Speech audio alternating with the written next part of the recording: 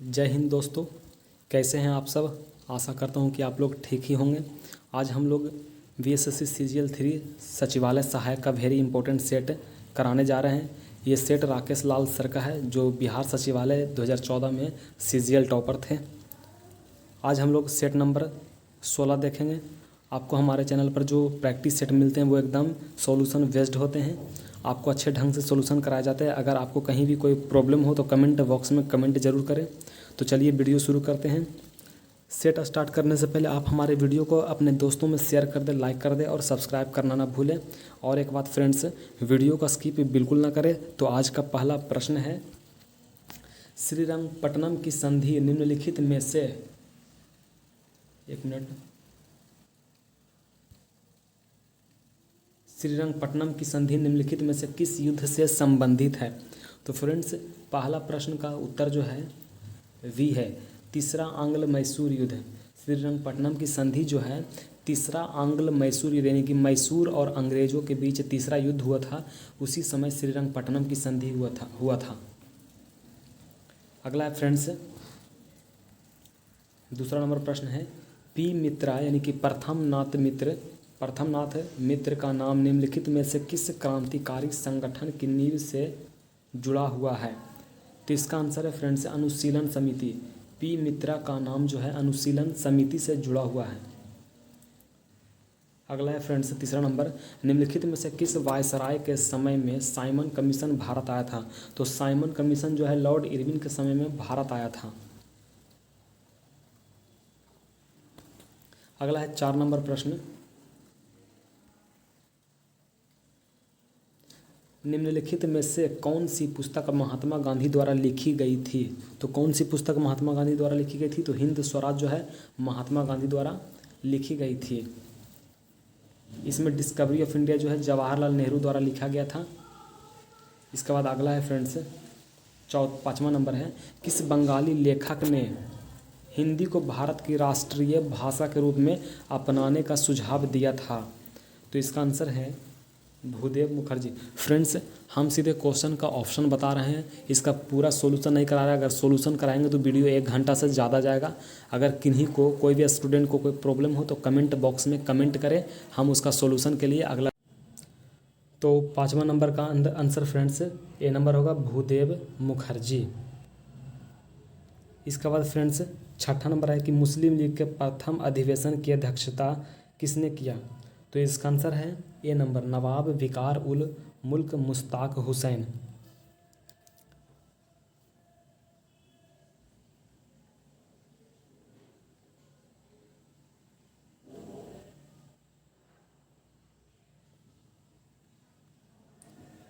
इसके बाद friends 6ठा number का आंसर जो है ए नंबर होगा, नवाब विकार उल मुल्क मुश्ताक हुसैन। उसके बाद 7वां नंबर फ्रेंड्स कि कंपनी के शासन के दौरान हिंदू विधवा पुनर्विवाह अधिनियम किसने तैयार किया।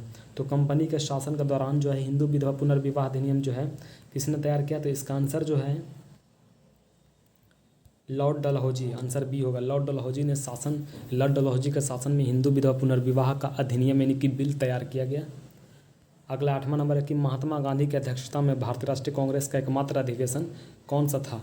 तो महात्मा गांधी की अध्यक्षता में भारतीय राष्ट्रीय कांग्रेस का एकमात्र अधिवेशन कौन सा था।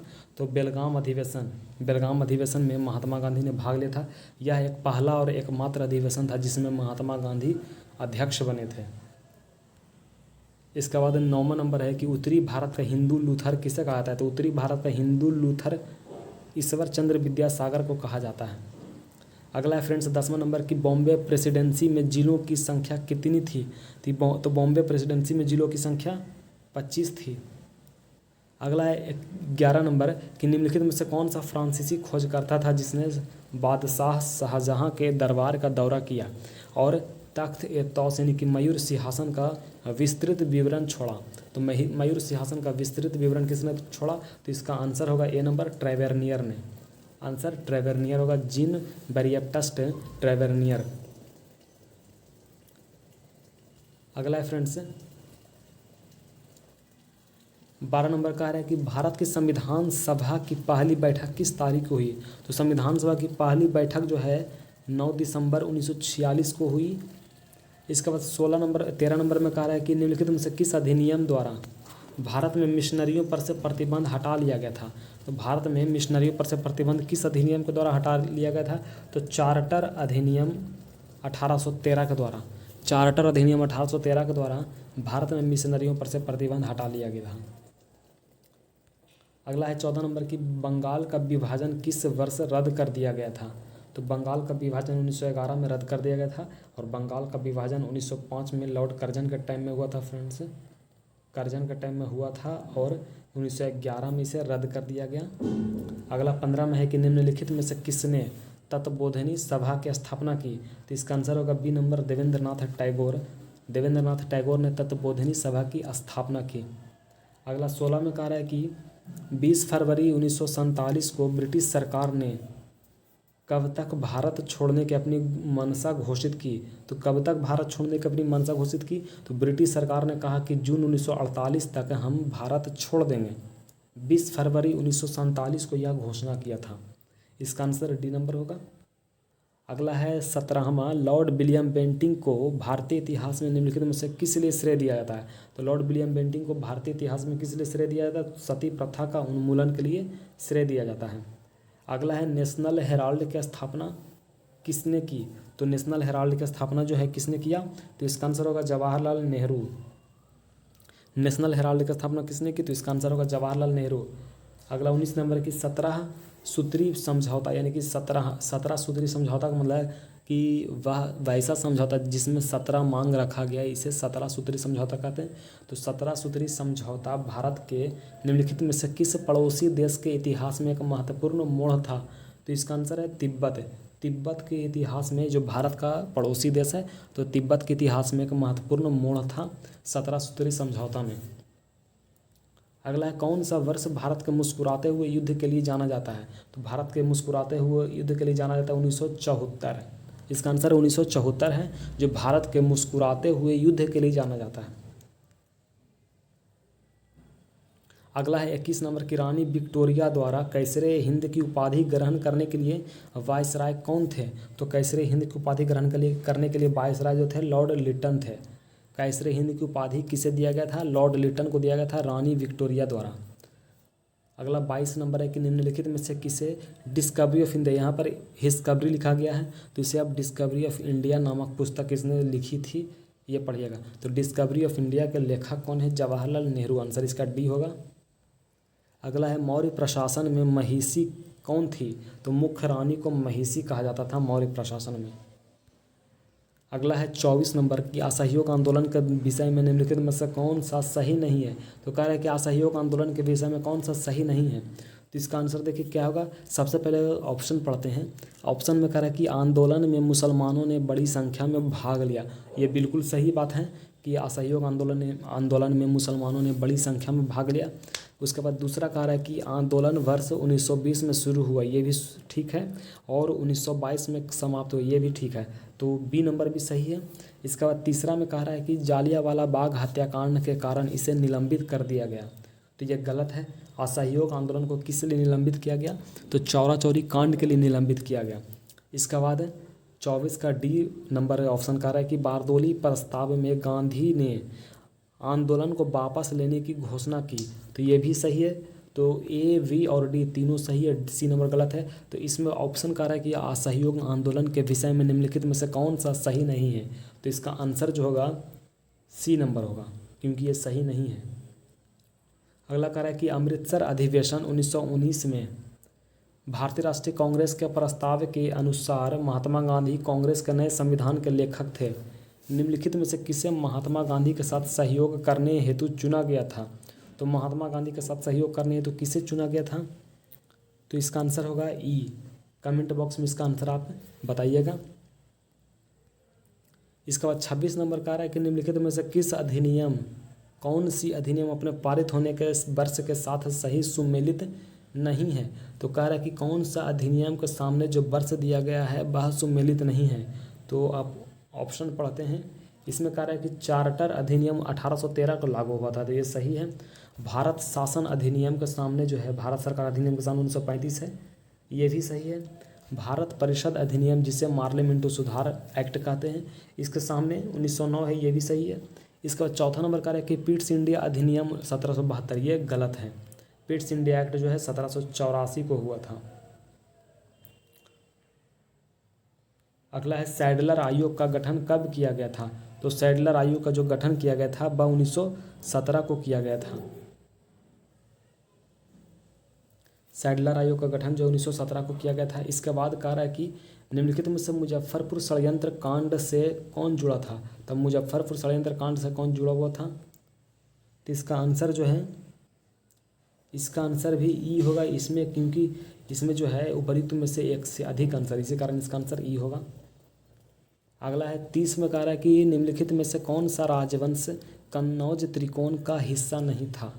तो कन्नौज त्रिकोण का हिस्सा सबसे पहले कौन कौन था ये बता देते हैं। राष्ट्रकूट था, पाल था, गुर्जर प्रतिहार था। ये चालुक्य जो था नहीं था। तो इसका आंसर जो है 30 नंबर का आंसर डी होगा। चालुक्य जो है कन्नौज त्रिकोण का हिस्सा नहीं था। राष्ट्रकूट वंश, पाल वंश, गुर्जर प्रतिहार वंश, ये तीनों आंसर सही है। इसके बाद 31 में कह रहा है कि एक खगोलीय दूरबीन द्वारा प्रतिबिंब बनता है। तो एक खगोलीय दूरबीन द्वारा कैसा प्रतिबिंब बनता है? तो इसका आंसर है सी, उल्टा, आभासी और आवर्धित बनता है। एक खगोलीय दूरबीन द्वारा जो है उल्टा, आभासी और आवर्धित प्रतिबिंब बनता है। अगला 32 में कह रहा है कि 1 किलोवाट घंटा कितने जूल ऊर्जा के बराबर होता है? तो इसका आंसर होगा 3.6 × 10⁻6 जूल। अगला 33 नंबर कह रहा है किसी धातु को अमलगम कहे जाने के लिए कौन सा घटक आवश्यक है? तो किसी भी धातु को अमलगम का कब कहा सकते हैं, इसके लिए कौन सा घटक आवश्यक है? तो अमलगम कहने के लिए उसमें पारा का होना ज़्यादा जरूरी है। पारा या पारद, तो इसका आंसर होगा डी नंबर, पारा का होना ज़्यादा जरूरी है। इसके बाद 34 में कह रहा है कि हीलियम के नाभिक के घटक कौन से हैं? तो हीलियम के नाभिक में 2 प्रोटॉन और 2 न्यूट्रॉन होते हैं। हीलियम के नाभिक में 2 प्रोटॉन और 2 न्यूट्रॉन होते हैं। अगला 35 में कह रहा है कि कौन सा ऊष्मा का सर्वोत्तम सुचालक है? तो ऊष्मा का जो है सर्वोत्तम सुचालक पारा है। आंसर सी होगा। इसके बाद 36 में कह रहा है कि फिटकरी निम्नलिखित में से किस प्रक्रिया द्वारा गंदे पानी को साफ करती है? तो किस प्रक्रिया द्वारा फिटकरी जो है गंदे पानी को साफ करती है? तो इसका आंसर जो है स्कंदन विधि होगा। स्कंदन विधि द्वारा फिटकरी गंदे पानी को साफ करती है। अगला कह रहा है कि कास्ट स्पिरिट के रूप में कौन जाना जाता है? तो कास्ट स्पिरिट जो है ग्लाइकॉल को कहते हैं कास्ट स्पिरिट। इसका आंसर 1 मिनट, इसका आंसर जो है मेथिल एल्कोहल होगा। ये ऑप्शन जो है गलत है, ऑप्शन उल्टा हो गया है। तो इसका जो है कास्ट स्पिरिट किसे कहते हैं? तो कास्ट स्पिरिट जो है मेथिल एल्कोहल को कहते हैं। अगला है जल विद्युत कण संचलन, यहाँ पर थोड़ा सा मिस स्पेल्ट है। जल विद्युत कण संचलन जो है तकनीक का उपयोग किया जाता है। तो किस लिए किया जाता है? तो डीएनए खंड के पृथक्करण एवं विलगन में, डीएनए खंड के पृथक्करण करने के लिए, यानी कि डीएनए का खंडन करने के लिए और उसे विलगन करने में जल विद्युत कण संचलन का तकनीक उपयोग किया जाता है। 39 में कह रहा है कि कोशिका की खोज किसने की? तो रॉबर्ट हुक ने कोशिका की खोज की, ये आप लोग जानते हैं। 40 में कह रहा है कि एक सामान्य वयस्क मानव में उपलब्ध रक्त की कुल मात्रा कितनी होती है? तो सामान्य मानव में रक्त की कुल मात्रा 5 से 6 लीटर होती है। अगला कह रहा है कि दिए गए हार्मोन में से कौन सा एक पादप हार्मोन नहीं है? तो कौन सा जो है पादप हार्मोन नहीं है? तो इसमें पादप हार्मोन साइटोकाइनिन है, ऑक्सिन है, जिब्रेलिन है, लेकिन इसमें एथिलीन जो है गलत है। तो इसका आंसर जो है डी नंबर हो जाएगा। इसके बाद 42 में कह रहा है कि पत्तियों द्वारा तैयार भोजन को पौधे के विभिन्न भागों में संवहन के लिए उत्तरदायी पादप उत्तर कौन सा है? तो कह रहा है, इसका क्वेश्चन समझिए कि कह रहा है कि पत्तियों द्वारा तैयार भोजन को पौधे के विभिन्न भागों में संवहन, यानी कि कह रहा है कि पत्ती द्वारा जो भोजन तैयार किया जाता है तो पौधे के विभिन्न भागों में संवहन किसके द्वारा होता है? यानी कि पौधे के विभिन्न भागों में किसके द्वारा भोजन का संग्रहण होता है, भेजा जाता है? तो इसका आंसर होगा फ्लोएम। आप लोग जानते होंगे कि जाइलम से जल का संवहन होता है, तो फ्लोएम से फल का संवहन, फल के मतलब समझिए कि भोजन का संवहन होता है। तो इसका आंसर जो होगा फ्लोएम होगा, बी नंबर। अगला है कि फलों का स्वाद मीठा होता है। तो फलों का स्वाद कैसे मीठा होता है, किसके कारण मीठा होता है? तो इसका आंसर होगा जो है, इसका आंसर ई होगा। फलों का जो स्वाद होता है वह, इसका आंसर जो है ई होगा। ऐसे हमारे हिसाब से इसका आंसर फ्रक्टोज होना चाहिए, क्योंकि लैक्टोज जो है दूध का स्वाद मीठा होता है लैक्टोज के कारण। फ्रक्टोज इसका आंसर होना चाहिए। आप कमेंट बॉक्स में इसका आंसर भेजिएगा। अगला 44 में कह रहा है कि इंसुलिन में निम्नलिखित में से कौन सा ट्रेस तत्व होता है। तो इंसुलिन में जो है कौन सा ट्रेस तत्व होता है, तो इसका आंसर जो है डी नंबर होगा, जिंक। कौन सा ट्रेस तत्व होता है इंसुलिन में, तो जिंक होता है इसमें, इंसुलिन में। इसके बाद अगला कह रहा है कि निम्नलिखित में से किसकी माप आवेग के समान ही होती है। तो किसकी माप जो है आवेग के समान होती है, तो इसका आंसर होगा 45 का भी संवेग।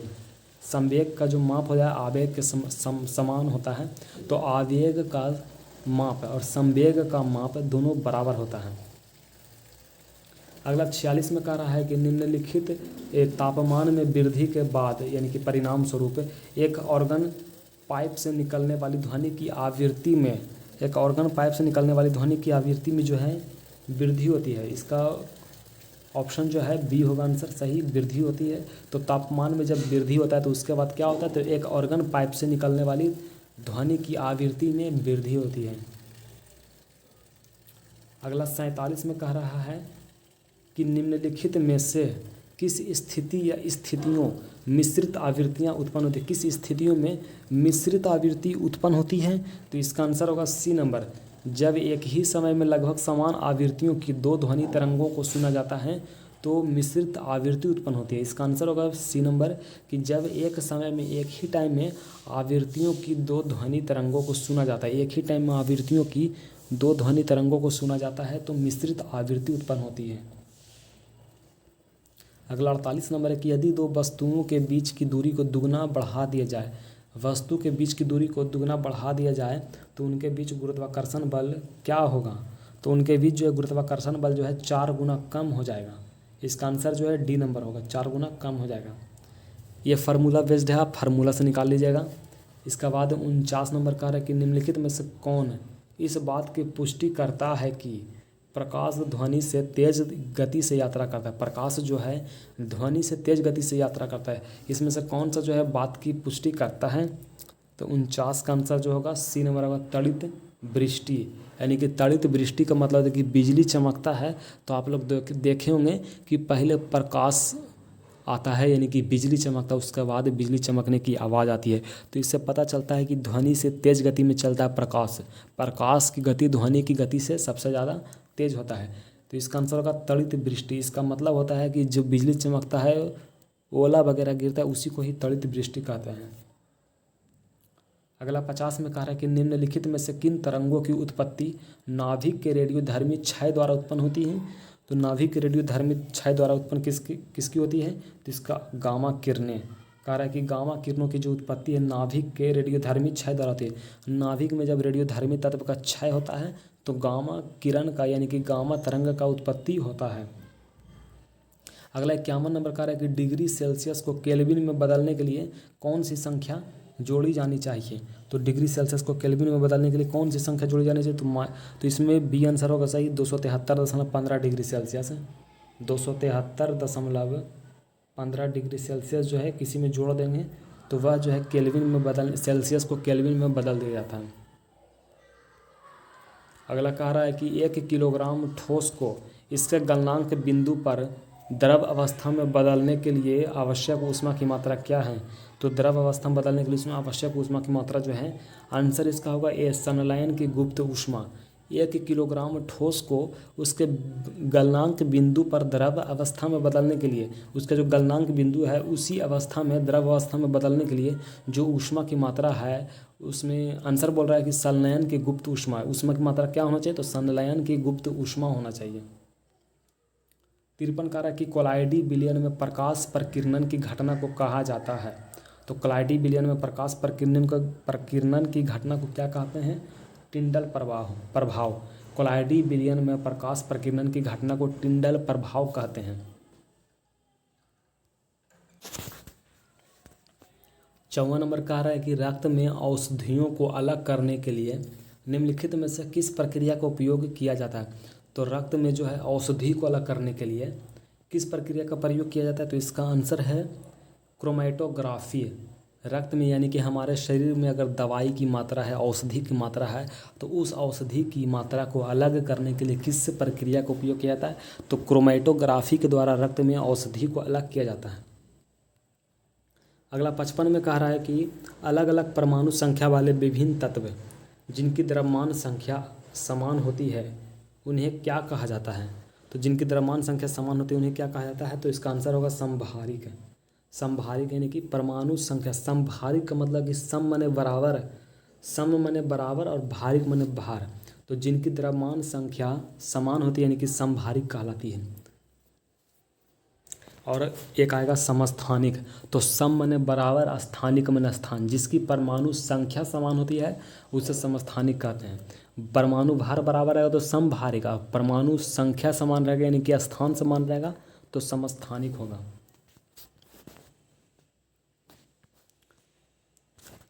अगला है 56 नंबर की निम्नलिखित में से कौन सी रासायनिक अभिक्रिया है? तो इसमें से कौन सा जो है रासायनिक अभिक्रिया है? तो इसका आंसर ई होगा, क्योंकि इनमें से उपरिक्त में से एक से अधिक आंसर होगा। तो आप कमेंट बॉक्स में चारों का ऑप्शन पढ़ लीजिएगा और रासायनिक अभिक्रिया में चारों का ऑप्शन बताइएगा। इसके बाद 57 में कह रहा है कि चिप्स निर्माताओं द्वारा चिप्स के बैग में नाइट्रोजन गैस क्यों भरी जाती है? तो आप लोग चिप्स खाएंगे, कुरकुरे चिप्स खाएंगे तो इसका बैग में जो है फूला हुआ रहता है, उसको फोड़ने पर उससे गैस निकलती है, तो उसमें नाइट्रोजन गैस भरा हुआ रहता है। तो क्यों नाइट्रोजन गैस भरा रहता है, इसका क्या कारण है नाइट्रोजन गैस भरने का? तो इसका आंसर जो होगा ऑक्सीकरण प्रक्रिया को रोकने के लिए।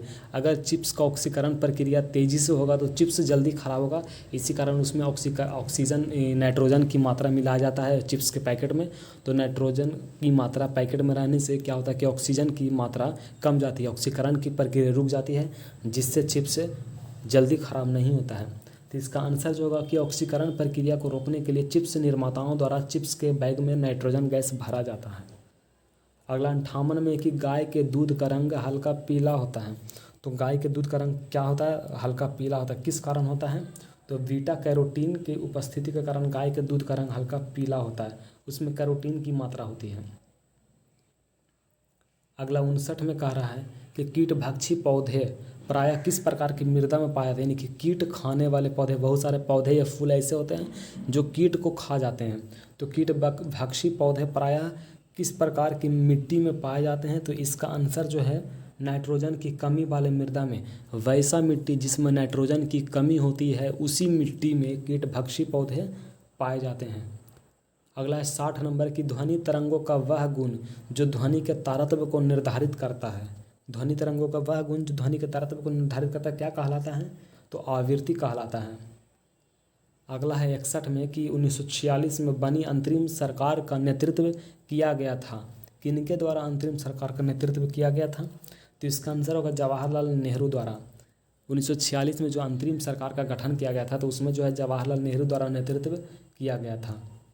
62 में कह रहा है कि किसी संवैधानिक संशोधन द्वारा, यानी कि किस संवैधानिक संशोधन द्वारा मूल कर्तव्यों को भारतीय संविधान में शामिल किया गया? तो मूल कर्तव्यों को भारतीय संविधान में 42वां संविधान संशोधन द्वारा शामिल किया गया।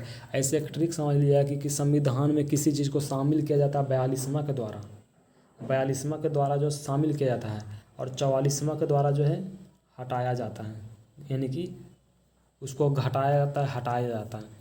तो शामिल किया जाता है 42वां संविधान संशोधन के द्वारा और हटाया जाता है यानी कि रद्द किया जाता है 44वां संविधान संशोधन के द्वारा। 63 में कह रहा है कि निम्नलिखित में से कौन संविधान प्रारूप समिति का सदस्य नहीं थे? तो प्रारूप समिति के सदस्य जो है कौन नहीं थे? प्रारूप समिति के सदस्य तो राजेंद्र प्रसाद जो है प्रारूप समिति के सदस्य नहीं थे। प्रारूप समिति के सदस्य कौन थे? Doctor K M. मुंशी, सैयद मोहम्मद शादुल्लाह और टी.टी. कृष्णमाचारी जो हैं प्रारूप समिति के सदस्य थे, लेकिन राजेंद्र प्रसाद नहीं थे। तो 63 नंबर का आंसर डी होगा। इसके बाद 64 में कह रहा है कि निम्नलिखित में से कौन संसद के दोनों सदनों की संयुक्त बैठक की अध्यक्षता नहीं कर सकता है? तो संसद के दोनों सदनों की संयुक्त बैठक की अध्यक्षता नहीं कर सकते। इसका आंसर ई होगा, यानी कि संसद का दोनों सदन की संयुक्त बैठक की अध्यक्षता कौन कौन करता है? तो लोकसभा अध्यक्ष जो है संसद के संयुक्त बैठक की अध्यक्षता करता है। अगर लोकसभा का अध्यक्ष अगर नहीं है तो उनकी अनुपस्थिति में उपाध्यक्ष भी कर सकता है, राज्यसभा का अध्यक्ष भी कर सकता है और राष्ट्रपति भी संसद की दोनों संयुक्त बैठक की अध्यक्षता करता है। तो इसका आंसर जो है यहाँ पर 1 से अधिक होगा। अगला कह रहा है 65 में कि राज्यपाल को पद की शपथ कौन दिलाता है। तो राज्यपाल को पद की शपथ जो है कौन दिलाता है, तो संबंधित राज्य का उच्च न्यायालय का मुख्य न्यायाधीश, यानी कि अगर राज्यपाल बिहार का है तो बिहार के मुख्य न्यायाधीश, बिहार का जो हाई कोर्ट है पटना हाई कोर्ट, उन पटना हाई कोर्ट का मुख्य न्यायाधीश। अगर दिल्ली का राज्यपाल है तो दिल्ली के सुप्रीम कोर्ट, जो दिल्ली का जो हाई कोर्ट है वहाँ का मुख्य न्यायाधीश, उच्च न्यायालय का मुख्य न्यायाधीश। अगला 66 में कह रहा है कि भारत के नियंत्रक एवं महालेखा परीक्षक जिसे कैग कहते हैं। तो कैग के संदर्भ में निम्नलिखित कथनों में से कौन सा सही नहीं है। तो कौन सा जो है सही नहीं है कैग के संदर्भ में, तो इसका आंसर जो है होगा ई नंबर होगा आंसर, यानी कि 66 का ई आंसर होगा कि उपयुक्त में से कोई नहीं या 1 से अधिक। कह रहा है कि कैग का जो है, इसमें पहला नंबर ऑप्शन कह रहा है कि कैग के पद का उल्लेख संविधान के भाग 6 के अंतर्गत किया गया है, ये सही है। संविधान का अनुच्छेद 148 से 151 कैग से संबंधित है, तो कैग का वर्णन 148 में है, ये भी सही है। CAG guardian of the public purse होता है और देश का संपूर्ण वित्तीय प्रणाली को नियंत्रित करता है, ये भी सही है। अगला है कि वह केंद्र और राज्य के खातों से संबंधित अपनी ऑडिट रिपोर्ट प्रत्यक्ष क्रमशः संसद और राज्य विधानसभाओं को सौंपता है, ये भी सही है। इसका आंसर ई होगा। कैग का निम्नलिखित कार्य है। अगला 67 में कह रहा है कि कौन सा मौलिक अधिकार भारतीय नागरिकों के लिए तो उपलब्ध है परंतु विदेशियों के लिए नहीं है। तो कौन सा मौलिक अधिकार जो भारतीयों के लिए है लेकिन विदेशियों के लिए नहीं है, तो 67 का एक वाक एवं अभिव्यक्ति की स्वतंत्रता, यानी कि बोलने की स्वतंत्रता जो है विदेशियों के लिए नहीं है। विधि के समक्ष समानता, यानी कि अगर भारतीय एवं विदेशियों को समान कानून के द्वारा, समान सिविल संहिता के द्वारा, समान कानून के द्वारा उन्हें सम्मान दिया जाएगा, यानी कि कानून से अगर उनको न्याय की ज़रूरत होगी तो भारतीयों को भी न्याय मिलेगा और विदेशियों को भी न्याय मिलेगा, यह बी नंबर सही है।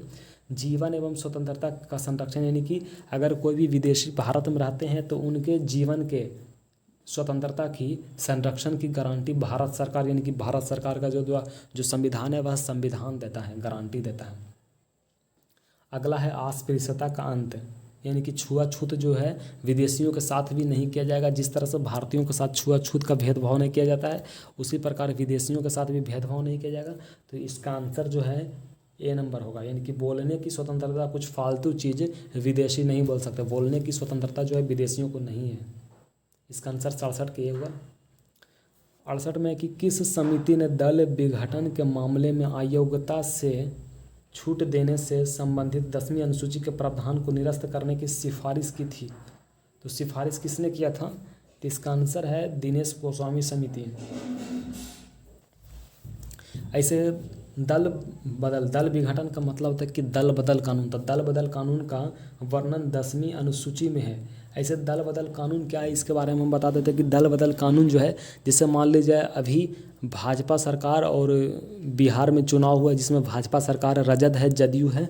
अगर भाजपा सरकार जीत जाती है और भाजपा सरकार से मान लीजिए 50 विधायक अगर जदयू में शामिल हो जाते हैं तो दल बदल कानून के द्वारा उनकी सदस्यता रद्द की जा सकती है। ऐसा कानून है, दल बदल कानून के द्वारा ऐसा कानून संविधान में बनाया गया है कि चुनाव से पहले कोई भी पार्टी, कोई भी एमएलए, कोई भी एमएलसी किसी पार्टी को छोड़कर किसी और पार्टी में जा सकता है, लेकिन जीतने के बाद यानी कि उसका जो परिणाम घोषित होता है तो परिणाम घोषित होने के बाद दूसरे पार्टी में नहीं जा सकते हैं। अगर वो जाते हैं तो उनकी सदस्यता सभी दिन के लिए, यानी कि आगे किसी भी दिन कभी भी वो सदस्य नहीं कहलाएंगे, उनकी सदस्यता रद्द की जा सकती है। ऐसे मान लीजिए ऐसा भी होता है कि जैसे भाजपा सरकार अगर मान ली 243 सीट पर अगर चुनाव लड़ी है और 243 सीट में मात्र उनको 5 सीट आया है। अब 5 सीट में पाँचों सदस्य यानी कि पाँचों एमएलसी या एमएलए अगर छोड़कर जदयू में शामिल हो जाते हैं, जेडीयू में, तो उनकी सदस्यता रद्द नहीं की जाएगी, क्योंकि संविधान के 10वीं अनुसूची में यह भी वर्णित किया गया है कि अगर पार्टी की गलती से पार्टी के सभी सदस्य, ज़्यादा से ज़्यादा सदस्य अगर उस पार्टी को छोड़कर दूसरे पार्टी में जाते हैं तो उनकी सदस्यता रद्द नहीं की जा सकती। यह पार्टी की गलती होगी, किस कारण से पार्टी को छोड़कर सभी सदस्य दूसरे पार्टी में शामिल हुए हैं। तो इसका आंसर जो है दिनेश गोस्वामी समिति, दिनेश गोस्वामी समिति इसका आंसर होगा। इन्होंने मांग किया था कि 10वीं अनुसूची में जो दल बदल कानून का वर्णन किया गया है उसमें छूट दिया जाए। किसी भी सदस्य को जो आयोग ठहराया जाता है इधर से उधर होने में, तो उनमें कुछ छूट दिया जाए। तो इसका आंसर जो है दिनेश गोस्वामी समिति होगा। इसके बाद 69 नंबर का है कि भारत शासन अधिनियम 1935 में अंतर्विष्ट इंस्ट्रूमेंट ऑफ कंस्ट्रक्शन को हमारे संविधान में निम्नलिखित में से किस रूप में शामिल किया गया है। तो हमारे संविधान में 1935 में अंतर्विष्ट इंस्ट्रूमेंट ऑफ कंस्ट्रक्शन को हमारे संविधान में किस रूप में शामिल किया गया है। तो इसका आंसर होगा 69 का आंसर जो है राज्य के नीति निर्देशक तत्व, राज्य के नीति निर्देशक तत्व इसका आंसर है। अगला 70 में कह रहा है कि भारतीय संविधान के अनुसार न्यायिक समीक्षा की शक्ति निम्नलिखित में से किसमें निहित है। तो न्यायिक समीक्षा किसमें निहित है। तो इसका आंसर ई होगा। न्यायिक समीक्षा जो है सर्वोच्च न्यायालय में भी न्याय मिलता है, अधीनस्थ न्यायालय में भी न्याय मिलता है, उच्च न्यायालय में भी न्याय मिलता है और न्यायाधिकरण में भी न्याय मिलता है। इसका सभी का सभी आंसर एक से अधिक आंसर होगा, इसी कारण इसका आंसर ई होगा। 71 में कह रहा है कि मंदाकिनी और अलकनंदा नदियाँ मिलती है। तो मंदाकिनी और अलकनंदा नदियाँ कहाँ मिलती है। तो 71 का सी रुद्रप्रयाग में मंदाकिनी और अलकनंदा रुद्रप्रयाग में मिलती है। 72 में कह रहा है कि बिहार के निम्नलिखित में से किस जिले में सबसे अधिक वर्षा होती है। सबसे अधिक वर्षा किशनगंज में होती है। 73 में कह रहा है कि कौन सी एक अल्पकालिक नदी है, कौन सी जो है एक अल्पकालिक नदी है। तो इसका आंसर है लूनी नदी जो है अल्पकालिक नदी है। 74 में कह रहा है कि कौन सा वह कारक नहीं है जो किसी क्षेत्र की जलवायु को नियंत्रित करता है। तो किसी क्षेत्र की जलवायु को नियंत्रित करता है वह कौन सा कारक है। तो इसका आंसर जो है 74 का आंसर सी होगा। औसत वर्षा वैसा कारक है जो किसी क्षेत्र की जलवायु को नियंत्रित करता है। 75 में कह रहा है कि किस राज्य या देश की सीमा बिहार से नहीं लगती है। तो किस राज्य या देश की सीमा जो है बिहार से नहीं लगती। तो इसका आंसर होगा ई। देखिए नेपाल की सीमा जो है बिहार से लगती है, पश्चिम बंगाल की सीमा भी है बिहार से लगती है, उड़ीसा की सीमा जो है बिहार से नहीं लगती, छत्तीसगढ़ की सीमा जो है बिहार से नहीं लगती है।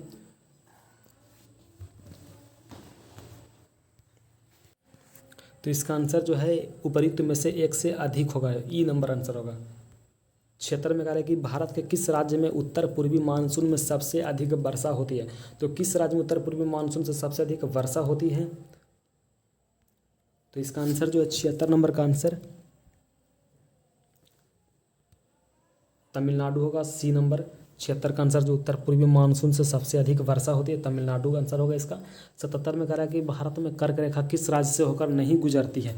तो कर्क रेखा जो है किस राज्य से होकर नहीं गुजरती। तो इसका आंसर होगा ई। कर्क रेखा जो है बिहार, त्रिपुरा, मध्य प्रदेश तीनों से होकर गुजरता है। तो आंसर इसका होगा ई। उपयुक्त में से एक से अधिक, उपयुक्त में से कोई नहीं, पंजाब से भी होकर गुजरता है। इसका आंसर जो है उपयुक्त में से कोई नहीं होगा। तो इसके बाद 78 नंबर है कि बिहार के चंपारण जिले को किस वर्ष 2 जिलों में विभाजित किया गया। तो बिहार के चंपारण जिले को कब विभाजित किया गया, 2 जिलों में। तो इसका 78 का आंसर जो है डी होगा, 1972। 2 जिलों में विभाजित किया गया 1978 में। अगला 79 नंबर है कि लावा के जमने के परिणाम स्वरूप पृथ्वी के अंदर बनने वाले शैल प्रकार को क्या कहा जाता है। तो पृथ्वी के अंदर जो शैल बनता है उसे क्या कहा जाता है। तो इसका आंसर होगा पातालिक या प्लूटोनिक शैल। लावा के जमने से परिणाम स्वरूप पृथ्वी के अंदर जो लावा जो है उससे जो बनने वाले जो शैल है उसे क्या कहते हैं। तो पातालिक या प्लूटोनिक शैल कहते हैं। 80 में कह रहा है कि उदयपुर वन्यजीव अभयारण्य स्थित है, कहाँ स्थित है उदयपुर। तो उदयपुर जो है वन्यजीव अभयारण्य जो है बिहार में है। उदयपुर वन्यजीव अभयारण्य बिहार में है। इसका बाद है कि भारत का सबसे पूर्वी राज्य कौन सा है। तो भारत का सबसे पूर्वी राज्य कौन सा है। तो अरुणाचल प्रदेश है। भारत का सबसे पूर्वी राज्य अरुणाचल प्रदेश है। इसके बाद है कि 82 में कह रहा है कि बिहार के निम्नलिखित जिलों में से कौन सा उत्तर प्रदेश की सीमा को नहीं छूता है। तो उत्तर प्रदेश की सीमा को जो है कौन नहीं छूता है। तो इसका आंसर होगा अररिया, उत्तर प्रदेश की सीमा को नहीं छूता है। अगला 83 नंबर का है कि निम्नलिखित में से कौन सा एक विश्व का सबसे बड़ा मरुस्थल है। तो कौन सा जो है विश्व का एक सबसे बड़ा मरुस्थल है। तो इसका आंसर जो है 83 का आंसर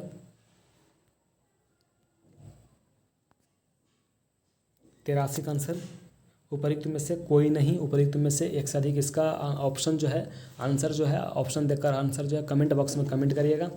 इसके बाद फिर है 84 में कि परमाणु ऊर्जा संयंत्र खोलने वाला पहला अरब राष्ट्र कौन सा है। तो परमाणु ऊर्जा संयंत्र खोलने वाला पहला अरब राष्ट्र कौन सा था। UAE, संयुक्त अरब अमीरात जो है सबसे पहले परमाणु ऊर्जा संयंत्र खोलने वाला पहला अरब राष्ट्र है। अगला 85 में है कि कौन सी ऊंची पर्वत चोटी है जो भारत के भीतर पूरी तरह स्थित है। भारत के भीतर जो पूरी तरह स्थित है वह सबसे ऊंची चोटी पर्वत चोटी कौन सी है। तो इसका आंसर जो है नंदा देवी जो है भारत के भीतर है, पूरी तरह भारत के भीतर है जो सबसे ऊंची चोटी है। 86 में कह रहा है कि किस राज्य में भारत के अधिकतम पाइराइट संसाधन पाए जाते हैं। तो सबसे ज़्यादा पाइराइट संसाधन जो भारत के बिहार में जो है पाया जाता है। बिहार में अधिकतम पाइराइट संसाधन पाए जाते हैं। 87 में कह रहा है कि भारत के निम्नलिखित में से किस राज्य में विदेशिया नृत्य किया जाता है। तो विदेशिया नृत्य जो है कहाँ किया जाता है। तो बिहार में विदेशिया नृत्य किया जाता है।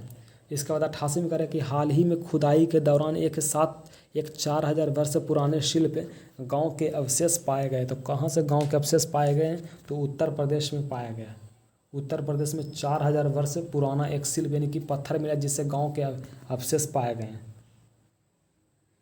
89 में कह रहा है कि बिहार का राजकीय वृक्ष कौन सा है। तो बिहार का राजकीय वृक्ष कौन सा है। पीपल है। पीपल जो बिहार का राजकीय वृक्ष है। 90 में कह रहा है कि मिट्टी या समुच्च माध्यम के बिना वायु या धुंध वातावरण में पौधे को उगाने की प्रक्रिया को कहा जाता है। तो पौधे के उगाने की प्रक्रिया को क्या कहते हैं।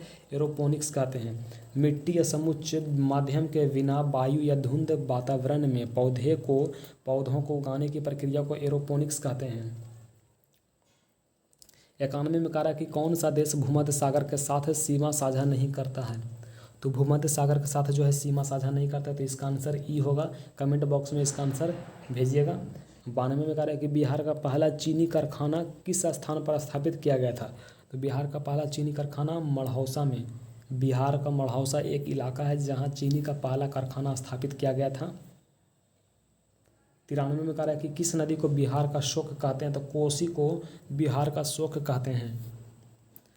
94 में कह रहा है कि संयुक्त राज्य अमेरिका में कितने राज्य हैं। तो संयुक्त राज्य अमेरिका में कितने राज्य हैं। तो आंसर सी होगा 50 राज्य। संयुक्त राज्य अमेरिका में 50 राज्य हैं। 95 में कह रहा है कि सिमरी झील भारत के किस राज्य में स्थित है। तो सिमरी झील जो है भारत के बिहार में सिमरी झील है। सिमरी झील बिहार में है। 96 में कह रहा है कि गरजता चालीसा, प्रचंड पचासा और चीखता साठा कौन सा पवन है। तो ये सब जो पवन जो है महासागरीय पवन है। इसे महासागरीय पवन करते हैं। गरजता चालीसा, प्रचंड पचासा, चीखता साठा जो है महासागरीय पवन के श्रेणी में आता है। इसके बाद 97 में कह रहा है कि निम्नलिखित में से कौन सी फसल बिहार में नहीं उगाई जाती है। तो कौन सी फसल जो बिहार में नहीं उगाई जाती है। तो बिहार में जो है खेसारी उगाया जाता है, मिर्च उगाया जाता है, मेस्ता उगाया जाता है। इसमें आंसर जो उपयुक्त में से एक से अधिक होगा। इसमें ऑप्शन जो है ई नंबर होगा।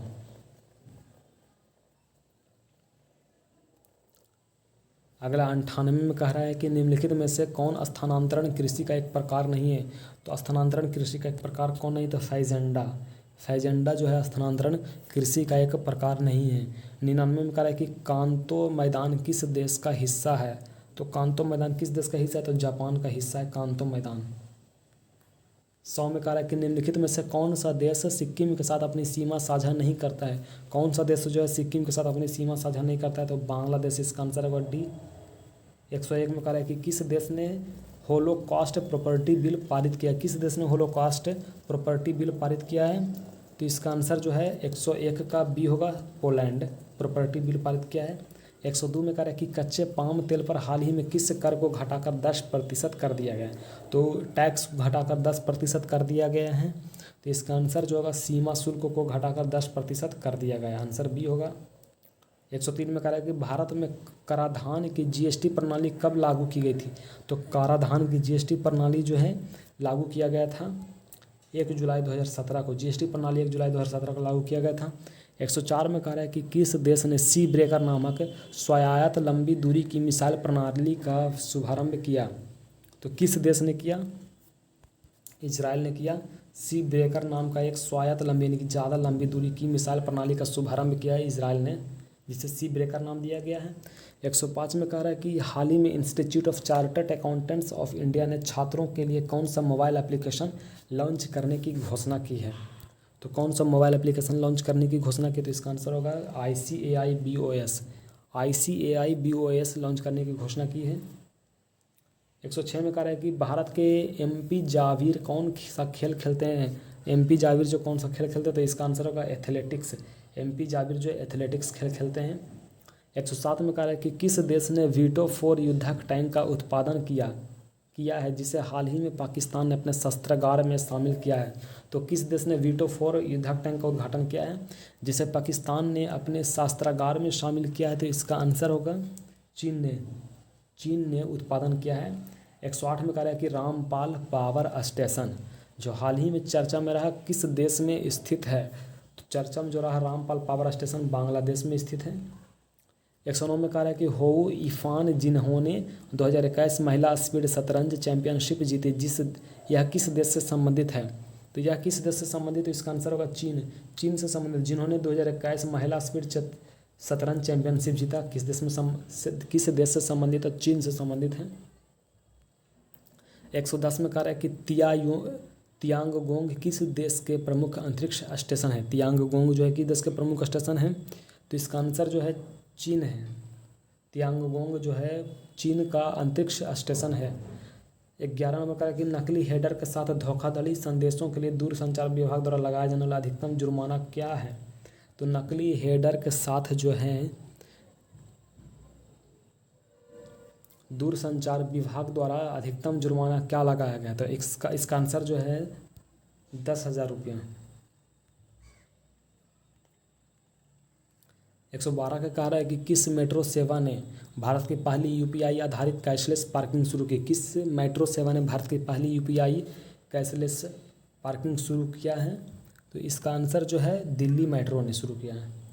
113 में कह रहा है कि आदिवासी अधिकार कार्यकर्ता स्टेन स्वामी जिनका हाल ही में निधन हो गया, वे किस अधिनियम के तहत मामला दर्ज किया गया था। तो इसका आंसर है गैर कानूनी गतिविधियों को रोकथाम अधिनियम। गैर कानूनी गतिविधियां रोकथाम अधिनियम के अंतर्गत आदिवासी अधिकार कार्यकर्ता स्टेन स्वामी जिनका हाल ही में निधन किया गया, उन्होंने मामला दर्ज किया था।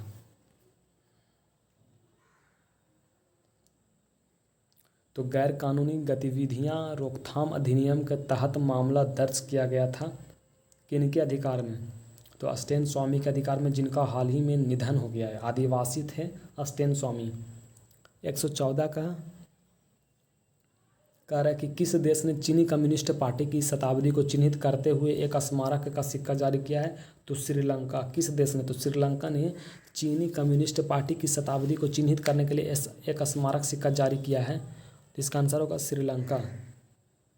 15 में कह रहा है कि सार्वजनिक उद्यम विभाग DPI को भारी उद्योग मंत्रालय से किस केंद्रीय मंत्रालय में हस्तांतरित किया गया है, तो इसका आंसर जो है वित्त मंत्रालय। इसका आंसर वित्त मंत्रालय 15 का C होगा। सार्वजनिक उद्यम विभाग DPI को भारी उद्योग मंत्रालय से किस केंद्रीय मंत्रालय में हस्तांतरित कर दिया गया है, तो वित्त मंत्रालय में हस्तांतरित कर दिया गया है। 16 में कह रहा है कि वीरभद्र सिंह जिनका हाल ही में निधन हो गया किस राज्य के पूर्व मुख्यमंत्री थे, तो वीरभद्र सिंह किस राज्य के पूर्व मुख्यमंत्री थे, तो हिमाचल प्रदेश के पूर्व मुख्यमंत्री थे। 117 में कह रहा है कि नारियल विकास बोर्ड किस केंद्रीय मंत्रालय के तहत स्थापित एक वैधानिक निकाय है, तो किसके अंतर्गत यह निकाय आता है, तो इसका आंसर कृषि मंत्रालय। नारियल विकास बोर्ड जो है कृषि मंत्रालय के अंतर्गत आता है। 118 में कह रहा है कि RBI ने बैंकों से 31 दिसंबर तक अनिवार्य रूप से किस बेंचमार्क दर को समाप्त करने के लिए कहा है, तो 31 दिसंबर तक जो है अनिवार्य रूप से किस बेंचमार्क को समाप्त करने के लिए कहा है, तो इसका आंसर जो होगा लिबोर को समाप्त करने के लिए कहा है। 119 में कह रहा है कि अंतरिक्ष पर्यटन कंपनी वर्जिन गैलेक्टिक के संस्थापक कौन है, तो अंतरिक्ष पर्यटन कंपनी जो वर्जिन गैलेक्टिक उसके संस्थापक कौन हैं, तो इसका आंसर है रिचर्ड ब्रैनसन।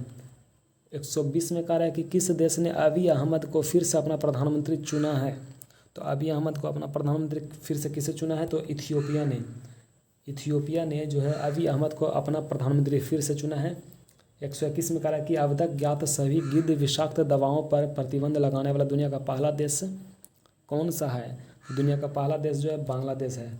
अभी तक ज्ञात सभी गिद्ध विषाक्त दवाओं पर प्रतिबंध लगाने वाला दुनिया का पहला देश बांग्लादेश बन गया है।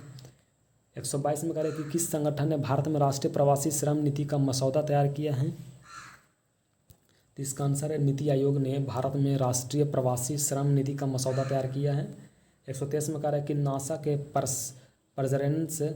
परजरेंस रोवर के पैराशूट में कौन सा सीक्रेट कोड लिखा होता है? तो नासा का परजरेंस रोवर के पैराशूट में कौन सा सीक्रेट कोड लिखा होता है? तो इसका आंसर है 123 का ताकतवर चीज़ों की हिम्मत करें। ताकतवर चीज़ों की हिम्मत करें, यह कोड है जो नासा के प्रिजर्वेंस रोवर के पैराशूट में लिखा होता है। 124 कह रहा है कि किस केंद्रीय मंत्रालय यानी कि केंद्रीय क्षेत्र की योजना ने 24 फरवरी 2021 को 2 साल पूरे कर लिए हैं? तो 24 फरवरी 2021 को 2 साल पूरे कर लिए हैं, तो इसका आंसर होगा पीएम किसान सम्मान निधि। पीएम किसान सम्मान निधि जो है 24 फरवरी 2021 को 2 साल पूरे कर लिए हैं। 125 में कह रहा है कि कोवैक्स योजना के माध्यम से मुफ्त कोविड टीकों को बैच प्राप्त करने वाला पहला देश कौन सा है?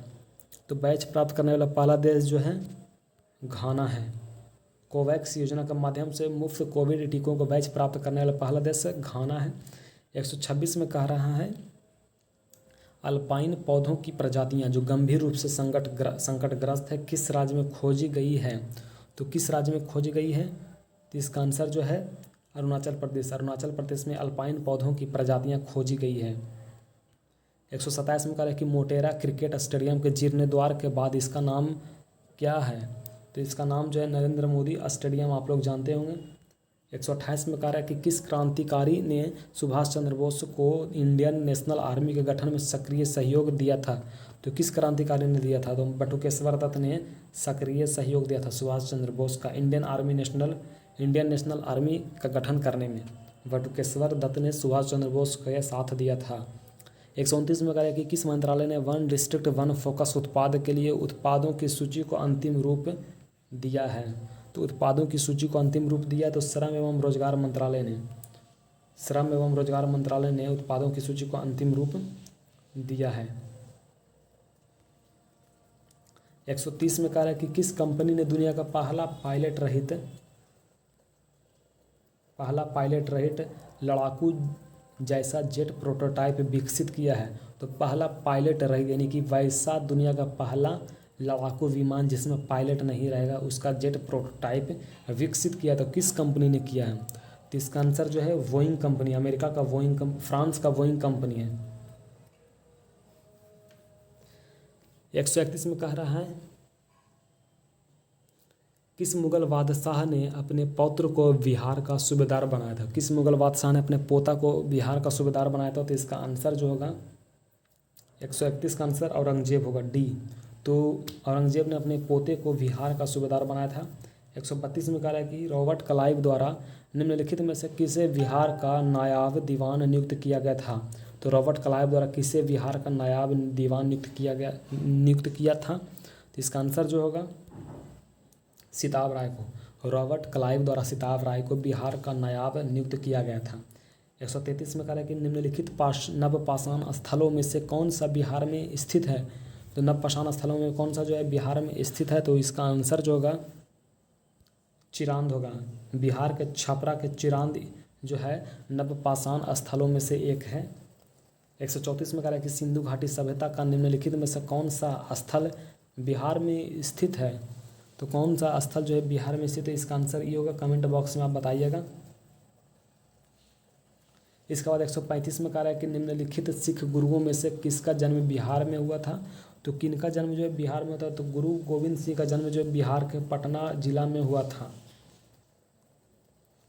अगला कह रहा है कि 6ठी शताब्दी ईसा पूर्व के दौरान निम्नलिखित में से कौन सा राज्य बिहार के वर्तमान भौगोलिक क्षेत्रों में नहीं था?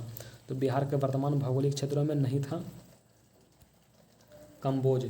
6ठी शताब्दी के दौरान जो है 6ठी शताब्दी ईसा पूर्व के दौरान निम्नलिखित में से कौन सा राज्य बिहार के वर्तमान भौगोलिक क्षेत्रों में नहीं था? इसका आंसर कम्बोज होगा, सी नंबर। इसके बाद 137 में कह रहा है कि निम्नलिखित में से कौन सा बांध बिहार का सबसे पुराना बांध है? तो निम्नलिखित में से कौन सा बांध जो है बिहार का सबसे पुराना बांध है? तो खड़गपुर झील दाम जो है बिहार का सबसे पुराना बांध है, खड़गपुर झील बांध, झील दाम।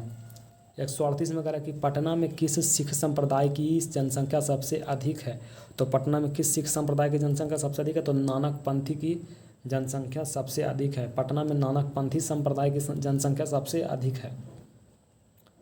139 में कह रहा है कि आनंद स्तूप कहाँ स्थित है? तो आनंद स्तूप जो है कहाँ स्थित है? तो वैशाली में आनंद स्तूप स्थित है। 140 में कह रहा है कि संजय गांधी जैविक उद्यान किस वर्ष खोला गया था? तो संजय गांधी जैविक उद्यान जो है 1973 में खोला गया था। 141 जो है मैथ से संबंधित है, तो इसका हम सॉल्यूशन नहीं करा रहे, इसका हम सीधे ऑप्शन मार देते हैं। कमेंट बॉक्स में आप मैसेज कीजिएगा कि आपका इसका आंसर बना कि नहीं। अगर नहीं बने तो कमेंट बॉक्स में कमेंट कीजिएगा, इसका वीडियो बना देंगे। तो 141 का जो आंसर है सी नंबर है 28 और 7। फिर 142 का आंसर जो है ए नंबर है 2050। फिर 143 का आंसर जो है डी है, 143 का आंसर डी है 9%। 144 की बात करें तो 144 का आंसर बी है 8 है। 145 तो 145 का आंसर जो है सी है 40। 146 की बात करें तो 146 का आंसर जो है 146 का आंसर ये है 15:14। इसके बाद 147 तो 147 का आंसर जो है बी है 12.5, 12.5। फिर इसके बाद है 148। 148 का आंसर जो है क्या है? तो 148 का आंसर सी है 35 किलोमीटर प्रति घंटा। फिर है 149। 149 का आंसर डी है 14। और अंतिम में लास्ट है कि 150। तो 150 का आंसर है डी 4400। तो इस तरह से 150 प्रश्न पूरे हुए फ्रेंड्स। तो वीडियो आपको कैसा लगा? अगर वीडियो आपको अच्छा लगा तो इसे लाइक करें, ज़्यादा से ज़्यादा लोगों को शेयर करें और वीडियो को सब्सक्राइब करना ना भूलें। Thank you.